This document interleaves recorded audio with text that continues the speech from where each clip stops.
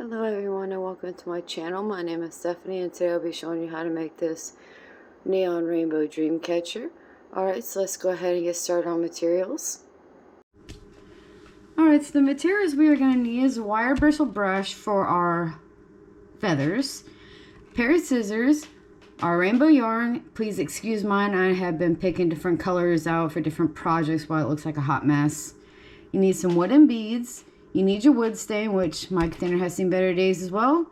And you're going to need your circle for the inside of your dream catcher. And you're also going to need a 5.0 millimeter hook.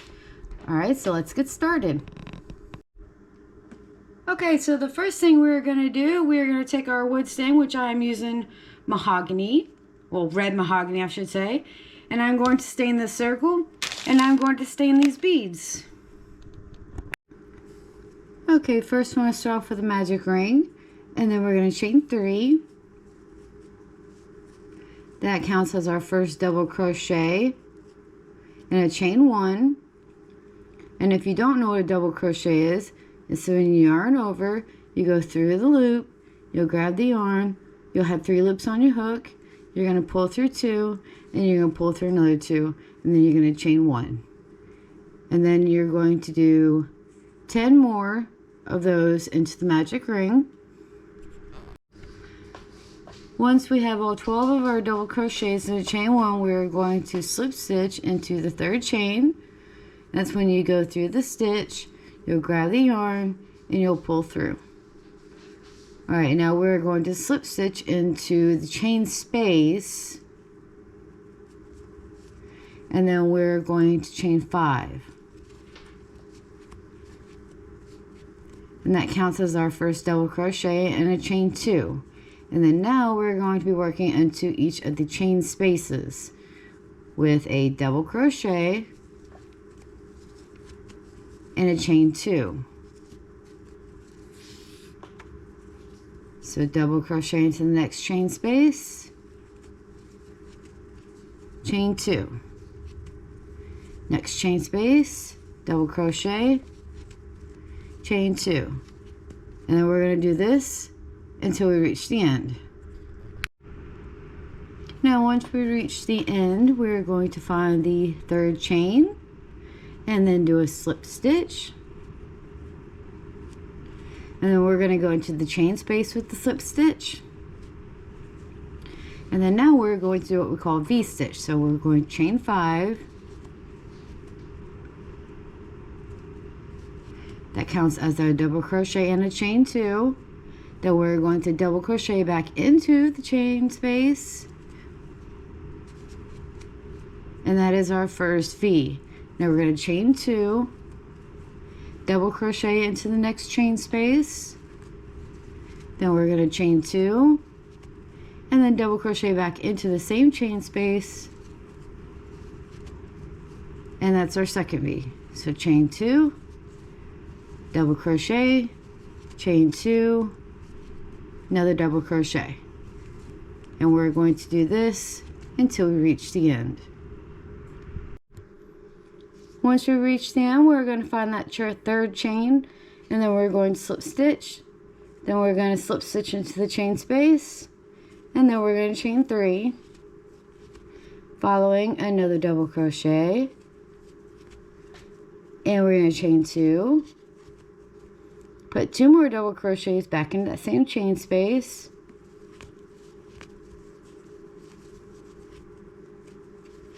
and this is our first open shell stitch. And we're going to chain 2, and then we're going to skip the next chain space, go into the next one, which is the V, with 2 double crochets,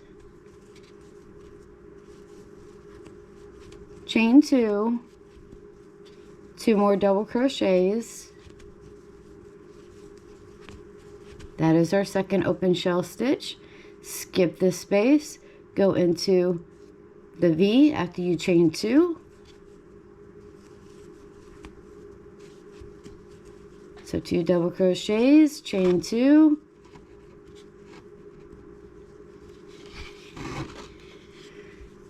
2 more double crochets,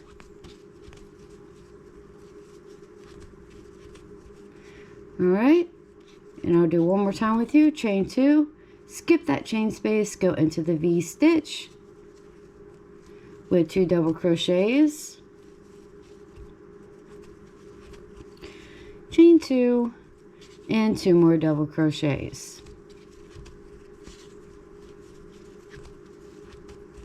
Alright, and then we're going to do this all the way around. I'll show you how to finish the end. And once we reach the end, we're going to slip stitch into the top of the chain. Then we're going to slip stitch into the next stitch. And then we're going to slip stitch into the chain space. Alright. Now we're going to chain 3. Double crochet back into the open shell stitch. Now we're going to chain 3 this time with 2 double crochets back into the open shell stitch. Now we're going to chain 3 and skip that chain space and then go into the open shell with 2 double crochets, chain 3, 2 more double crochets,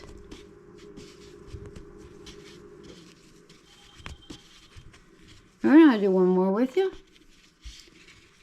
chain 3, open shell stitch with 2 double crochets,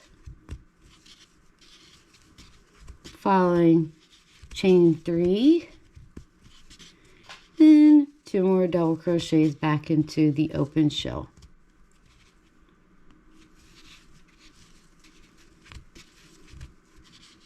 Alright, and then we're going to do this all the way around, and then when we get to the end, we're going to slip stitch in the top of the chain. Once we have slip stitched into the top of the chain and then slip stitched into the next one, then slip stitched into the open shell stitch, now we're going to chain 3 and we're going to do another open shell stitch, except this time we're going to chain 4, then 2 more double crochets into the chain space, the open shell stitch, then chain 4, then 2 double crochets into the open shell stitch, following chain 4,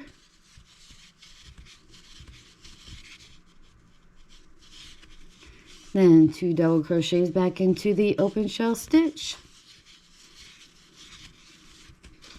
and then we're going to do this all the way around, and then of course once we get to the end, slip stitch in the top of the chain, slip stitch into the next one, then slip stitch into the open shell stitch. Alright, this is going to be the last round. It is going to be open shell stitch again, and we're going to chain 3, double crochet back into the open shell, then this time we're going to chain 5,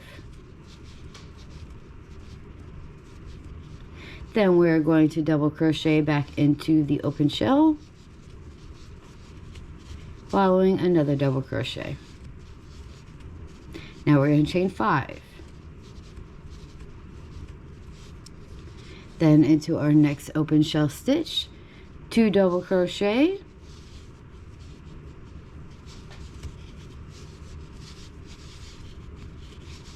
chain 5,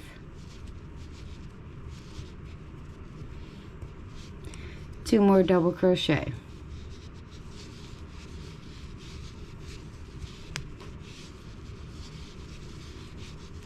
And then we're going to do that all the way around. And then once we get to the end, we're going to slip stitch into the top of the chain. Alright, now moving on to the fluffy feathers. So these are about 3 to 4 inches long for the feathers, and the one that I'm showing you now is about 6, because this is going to be for my middle feather. So what we're going to do is we're going to take a long strand, and then we're going to take our 6-inch strand and we're going to put it underneath, and then we're just going to tie it. I try to make it even on both sides. Now I double knot mine so they don't come undone when I brush it out. And we're just going to take our strands, just moving right along, tying all of them on here.